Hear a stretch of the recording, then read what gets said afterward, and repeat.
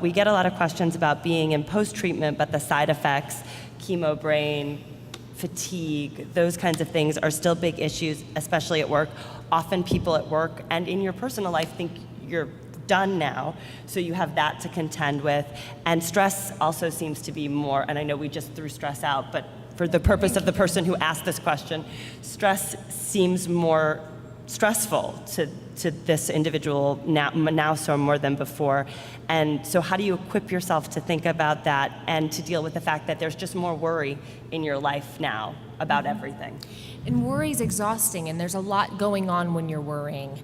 You know, I think that sometimes people are coming into my office and saying, I'm not doing half as much as I was doing before. I'm not at all. I'm going home after work when I'm exhausted.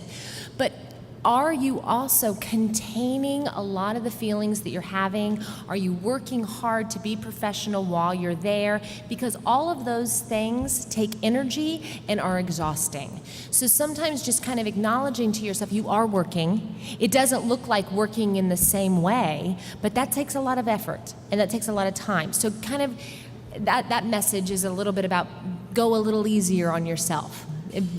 Set your expectations for yourself perhaps in more realistic places. But also with that, you know, as people return to work, and everyone is a bit different with what fatigue and chemo brain and side effects they experience.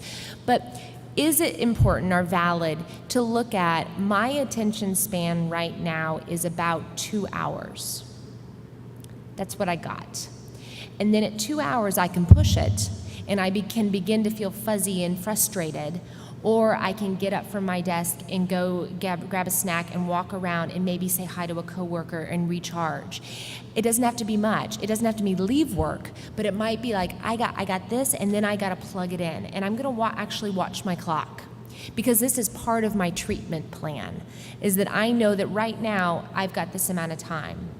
All I can tolerate is 2 hours, 3 hours. It's going to grow, but knowing what you're able to tolerate is important. Also breaking things down into manageable bits. You hear that all the time, but realistically, like taking big projects, taking big days, and this day seems like it's going to go on forever.